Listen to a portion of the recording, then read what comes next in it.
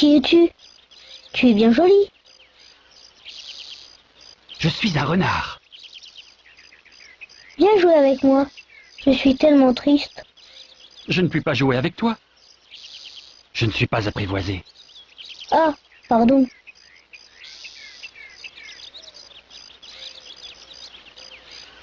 Qu'est-ce que signifie apprivoiser? Tu n'es pas d'ici. Que cherches-tu? Je cherche les hommes. Qu'est-ce que signifie apprivoiser? Les hommes, ils ont des fusils et ils chassent. C'est bien gênant.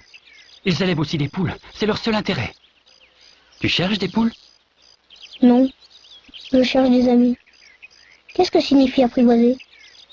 C'est une chose trop oubliée.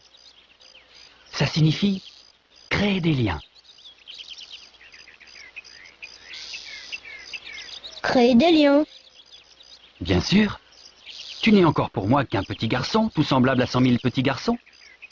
Et je n'ai pas besoin de toi. Et tu n'as pas besoin de moi non plus. Je ne suis pour toi qu'un renard semblable à 100 000 renards. Mais si tu m'apprivoises, nous aurons besoin l'un de l'autre. Tu seras pour moi unique au monde. Je serai pour toi unique au monde. Je commence à comprendre. Il y a une fleur, je crois qu'elle m'a apprivoisé. C'est possible. On voit sur la Terre toutes sortes de choses. Oh, ce n'est pas sur la Terre. Sur une autre planète? Oui. Il y a des chasseurs sur cette planète-là? Non. Ça, c'est intéressant. Et des poules? Non. Rien n'est parfait, soupira le renard. Mais le renard revint à son idée. Ma vie est monotone. Je chasse les poules, les hommes me chassent. Toutes les poules se ressemblent, et tous les hommes se ressemblent. Je m'ennuie donc un peu. Mais si tu m'apprivoises, ma vie sera comme ensoleillée. Je connaîtrai un bruit de pas qui sera différent de tous les autres. Les autres pas me font rentrer sous terre. Le tien m'appellera hors du terrier, comme une musique. Et puis regarde, tu vois là-bas les champs de blé. Je ne mange pas de pain. Le blé pour moi est inutile. Les champs de blé ne me rappellent rien. Et ça, c'est triste. Mais tu as des cheveux couleur d'or. Alors ce sera merveilleux quand tu m'auras apprivoisé. Le blé qui est doré me fera souvenir de toi. Et j'aimerai le bruit du vent dans le blé. Le renard se tut et regarda longtemps le petit prince.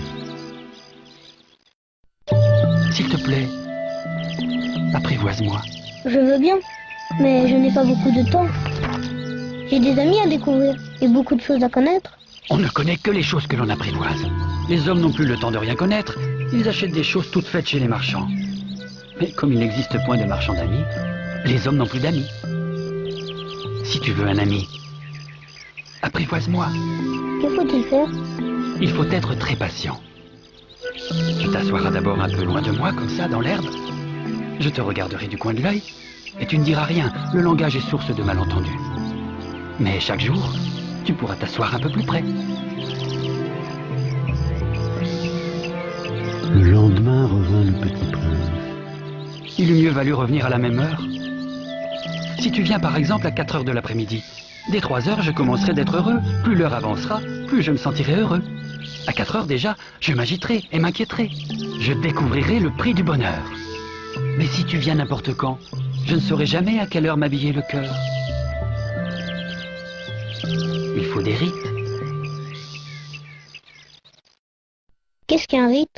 C'est aussi quelque chose de trop oublié.